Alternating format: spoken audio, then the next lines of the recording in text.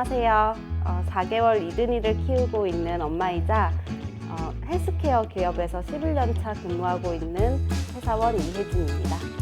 어떤 9to6의 삶이 아니라 그냥 일어나는 대로 그리고 잠드는 대로 끝나는 생활이다 보니까 이든이가 조금 늦게 일어나 주면 저도 늦잠을 잘 수 있는 부분? 네, 그게 가장 좀 큰 것 같고요. 그리고 이든이의 생활 리듬에 맞춰서 생활하게 되는 점이 좀 가장 다른 점 같습니다.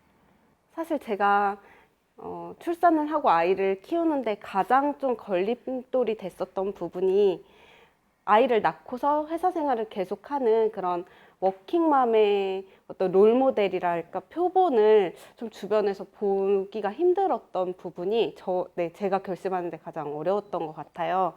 뭐 동기들을 봐도 대부분 좋은 회사에 들어갔다가도 다 퇴사하고, 그리고 같은 회사에서도 아기를 낳으면 다 퇴사를 하시고, 이런 부분들이 아기를 낳으면 퇴사해야 되나?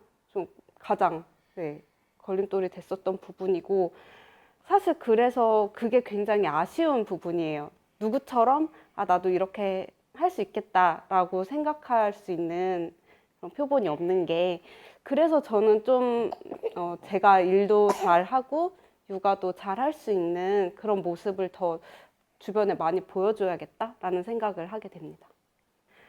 요새 이 되게 자동 육아라는 단어를 많이 쓰더라고요. 이게 그러니까 엄마 아빠가 아기한테 매달리는 삶이 아니라 자동적으로 클 수 있도록 그렇게 한다는 의미로 저는 생각을 하고 있거든요. 제 삶에 아이가 녹아들어서 엄마 아빠가 원래 하던 거에 아이가 같이 동참을 하고 저랑 남편이 이루어 놓은 어떤 취미 활동도 그렇고 생활 습관에 그냥 아기가 더해질 수 있도록 좀 그런 방향으로 끌어가 보자, 좀 이렇게 생각하고 있습니다.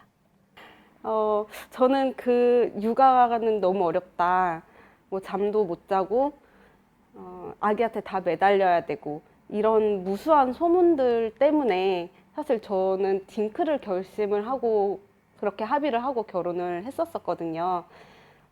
그렇게 다들 좀 육아는 어렵다는 부분만 많이 강조되는 게 있는 것 같아요. 근데 막상 제가 직접 경험을 해보니까 사실 그 전에 두려움이 너무 컸어서 그랬을 수도 있을 것 같아요. 마음의 준비를 몇 년간 좀 했다고 생각을 하거든요. 그래서 겪어보니 듣던 것보다는 할만하더라. 뭐 잠을 못 자는 것도 사실이긴 하지만 그래도 할만하더라. 좀 제 상상보다는 괜찮았던 부분이 많이 있는 것 같습니다. 직접 겪어보니까 아무래도 그 육아휴직을 하는 기간 동안에 사실 회사로 다시 돌아간다, 사회로 다시 돌아갈 수 있냐, 이 두려움을 극복하는 게 좀 가장 크다고 생각이 돼요. 저는 다행히도 그래도 저희 제가 속하고 있는 팀 회사에서 마음 편하게 육아휴직을 하고 돌아갈 수 있도록 배려를 많이 해주시긴 했는데요. 뭐 지인들을 볼 때에 뭐 3개월 이상 쓰고 오면 너 자리가 없을 거다. 이게 아직도 좀 만연한 게 사실이고요. 그리고 육아휴직 제도가 있기는 하지만 그 기간 동안에 원래 있던 수입은 거의 없는 거나 마찬가지로 뭐 일정 부분 정부에서 주기는 하지만 그걸 원래 살고 있던 삶이 유지되는 수준은 아니잖아요. 그렇다 보니까 그런 게 무너지는 것들이 좀 가장 큰 장벽인 것 같습니다. 태중에 있었을 때는 정말 건강하게만 나와달라, 이게 정말 가장 큰 소원이었어요.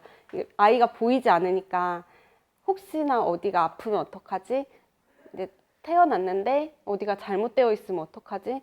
그런 두려움 때문에 진짜 건강하게만 자라다오, 이걸 간절히 바랬었는데 사람 욕심이 끝이 없는 거죠. 막상 건강하게 태어나고 보니 또 다른 거를 이렇게 바라게 된다면 스스로 생각하고 판단하고 스스로 자라날 수 있는 힘이 있는 아이였으면 좋겠습니다. 뭐 부모가 모든 걸 다 해줄 수 없잖아요. 그리고 뭐 저의 어린 시절을 생각해 봤을 때도 그 아이가 세상에 태어난 이상 뛰어넘고 이겨내야 하는 시련들이 분명히 있을 거거든요. 그럴 때 좀 현명하게 잘 이겨낼 수 있는 아이였으면 좋겠어요. 이든아, 엄마한테 와줘서 너무너무 고맙고, 참 엄마는 아이가 두려운 사람이었는데 너로 인해서 매일매일이 다르고 많은 행복을 느끼고 있고, 엄마한테 매일매일 다른 기적과 행복을 줘서 너무너무 고마워.